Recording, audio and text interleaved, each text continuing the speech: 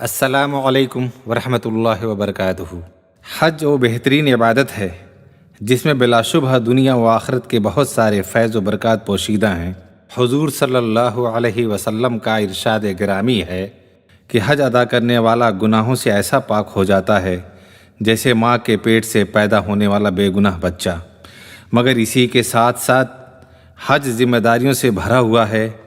یہاں چونٹی جیسے چھوٹے جانور کو بھی مارنا اور ادنا سی گھاس کو توڑنا بھی گناہ اور سزا کا باعث ہے، لہٰذا تمام عازمین ہوشیار اور خبردار رہیں۔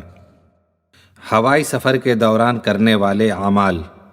فریضہ حج کی ادائیگی میں پاسپورٹ اور ویزے کے بعد سب سے اہم کردار ہوائی سفر کا ہے، جس کے بغیر حج کی ادائیگی ناممکن ہے۔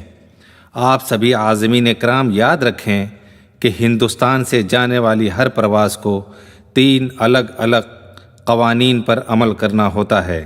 پہلا، حکومت ہند کا قانون، دوسرا سعودی عرب کا قانون، اور تیسرا ہوائی پرواز کے اپنے اصول و ضوابط، اور ان سبھی قوانین پر عمل کر کے ان کو بخوبی ادا کرنا ہوتا ہے۔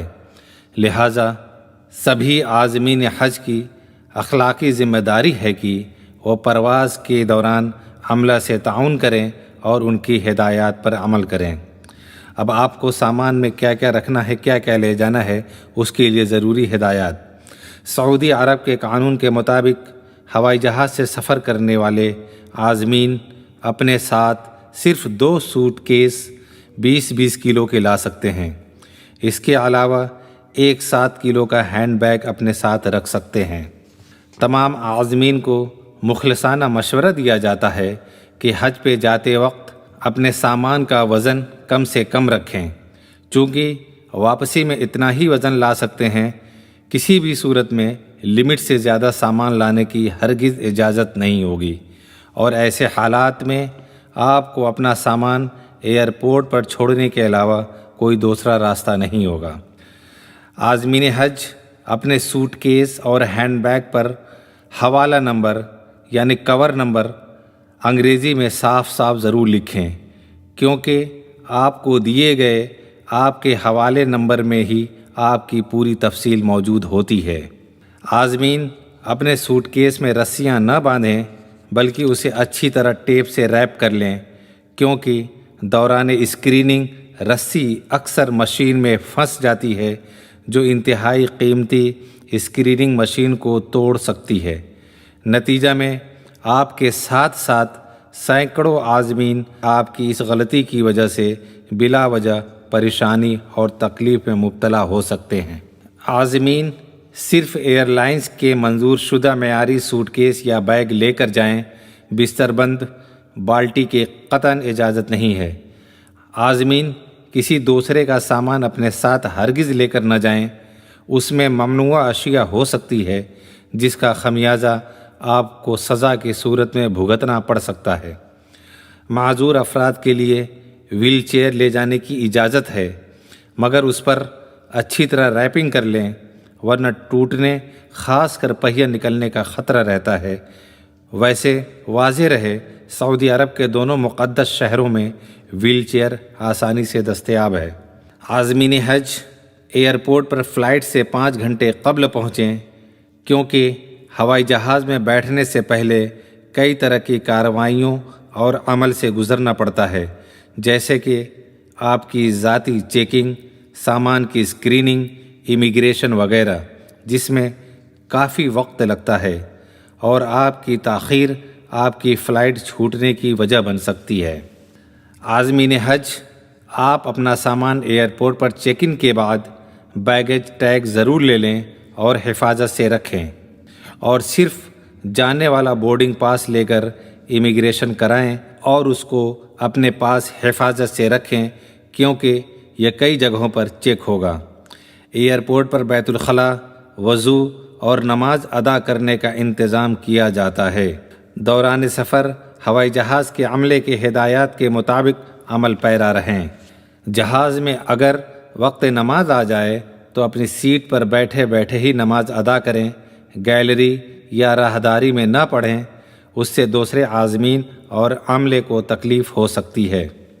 جہاز میں صفائی ستھرائی کا خاص خیال رکھیں، گندگی نہ ہونے دیں، اور ممنوع سامان اور قانون کی پابندی کیسے کرنی ہے اس کے لیے کچھ ہدایات۔